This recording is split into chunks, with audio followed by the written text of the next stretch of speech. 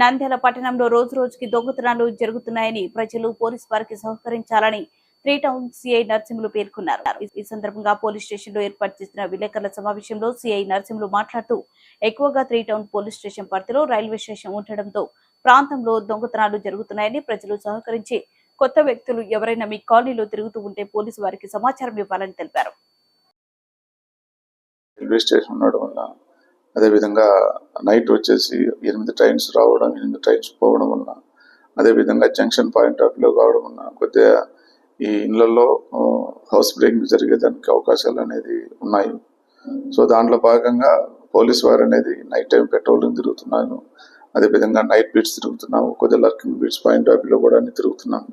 So దయచేసి ఈ దొంగతనాలు పూర్తిగా అరికట్టాలంటే ప్రజల యొక్క సహాయ సహకారాలు కూడా ఉండాలి. మేము రిపీటెడ్గా చెప్తూనే ఉన్నాము, మీరు ఎవరన్నా మీ ఇల్లు లాక్ చేసుకొని వేరే ఊర్లకు పోతున్నా లేదా వేరే పని మీద ఎక్కడికన్నా పోతున్నా సరే పోలీసు వారికి సమాచారం ఇవ్వండి. కంటిన్యూగా మీరు మీ యొక్క రిటర్న్ ఇంటికి వచ్చే వరకు కూడాను మీ ఇల్లు సేఫ్టీగా చూసుకునే బాధ్యత పోలీసు వారు తీసుకుంటారని చెప్పేసి నేను తీసుకుంటున్నాము.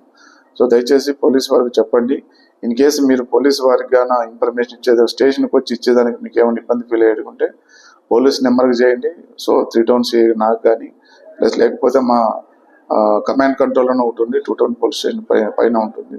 సో వాళ్ళకి చూసినా సరేను ఈ కమాండ్ కంట్రోల్ వాళ్ళు కూడాను 1 టౌన్ 2 టౌన్ 3 టౌన్ తాలూకా అన్ని 4 పోలీస్ స్టేషన్ కూడాను కంట్రోల్ చేస్తూ వాళ్ళు మానిటర్ చేస్తుంటారు. సో దయచేసి ఆ ప్రజలు ఆ యొక్క అవకాశాన్ని సద్వినియోగం చేసుకొని నేరాలు అరికట్టడంలో భాగస్వామ్యులు అని చెప్పి కోరుకుంటున్నాను.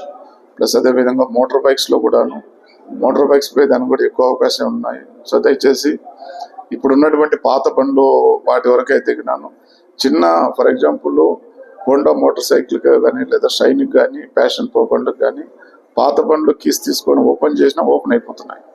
ఇంతకుముందు బండి దొంగతనం చేయాలనుకుంటే లాక్ బ్రేక్ చేసి తీసుకొని పోతుంటాయి. ఇప్పుడు ఏంటంటే సింపుల్గా అది పాత కీసు దానికి పెట్టి ఊరికే స్టార్ట్ చేసినా స్టార్ట్ అయిపోతున్నాయి. సో అట్లాంటి అఫెన్సెస్ కూడా మా దృష్టికి వస్తున్నాయి. సో వీటికి ఉన్నటువంటి ఒకే ఒక ముఖ్య ఇదేంటంటే అది యూటైప్ లాక్స్ వస్తాయి. ఆ యూటైప్ లాక్స్ కానీ మీరు కానీ అరేంజ్ చేసుకుంటే మోటార్ బైక్ కూడా దొంగతనం జరగకుండా అవకాశం ఉంటాయి. సో దయచేసి మీ ఏరియాలో ఎవరైనా అనుమానంగా తిరుగుతున్నా దయచేసి మాకు చెప్పండి.